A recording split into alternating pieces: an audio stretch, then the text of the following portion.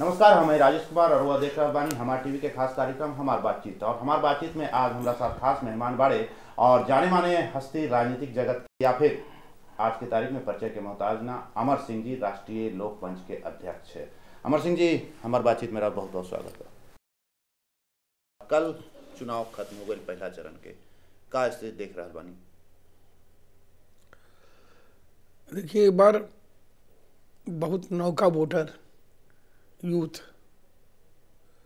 Vote देवे बदे आगे आयल हूँ और उन्होंने में एक ठे जागरूकता आयल बा। हमके कोनो एक ठे बड़ा चमत्कार का उम्मीद बा। जब एक नई पीढ़ी वोट देवे बदे उतरे ले तो उन्होंने का मन मिजाज एकदम बदलल रहा। हमरे हिसाब से कोनो अप्रत्याशित नतीजा है चुनाव में आवे के चाहिए। जिस तरह से वोटिंग भइल है, मतदान के रुझान अगर देखल जाओ तो का एक उम्मीद कल जाओ कि बदलाव देखे के मिल सकेला? निश्चित रूप से पहली बार चुनाव में पैसा का रोल कम भइल बा।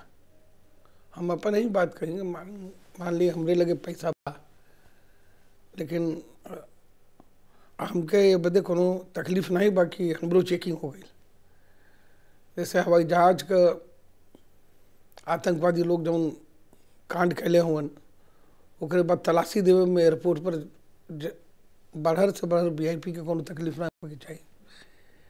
मन में लगेला ना कि ये हमने के सुरक्षा बदे व्यवस्था बा।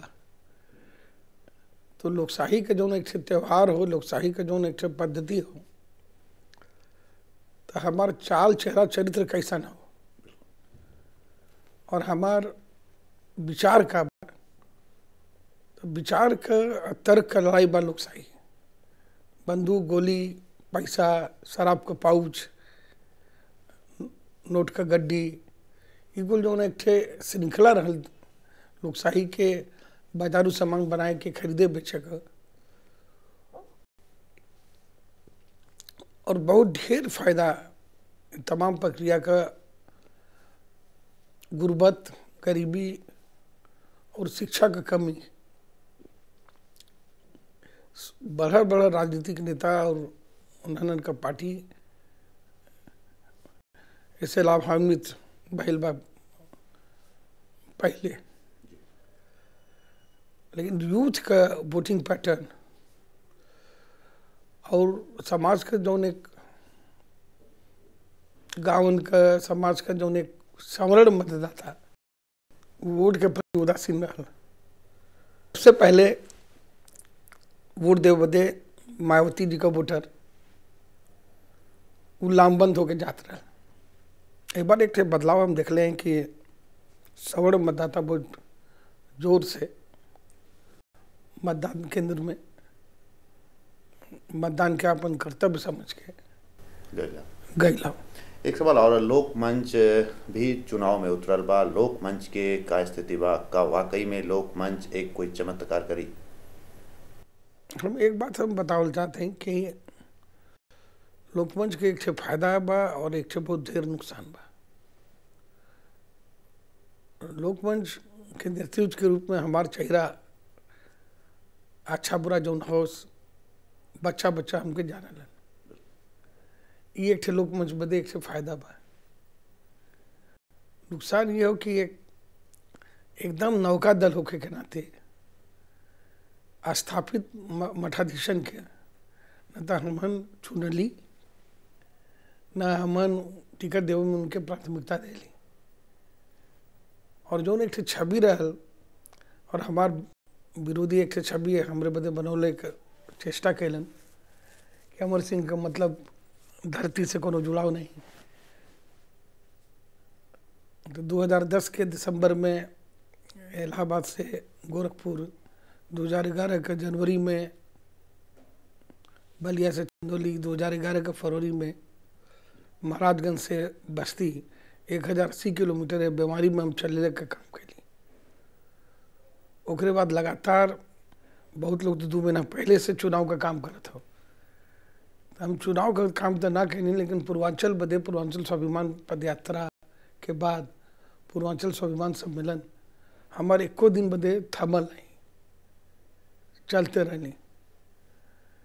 तो बड़हर बड़हर दल का स्थापित नेता लोग हमके बतौलन कि ये पागलपन बा, और जो परंपरागत समर्थक व्यापारी लोग जो राजनीतिक दल के समर्थन करेला, उस समर्थन राजनीतिक दल के नहीं करेला, अपने व्यापार में इन्वेस्ट करेला। कि कौन कौन दल हुवन जो सत्ता की रेस में जिनकर आवे का एक आशा बा।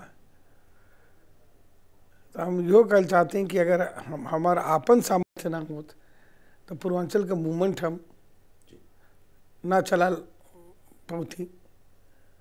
और एक उत्तर हमके मिलल कि उमा भारती दल छोड़ला के बाद, बीपी सिंह दल छोड़ला के बाद, चंद्रशेखर जी मतीन बर्मा नहीं,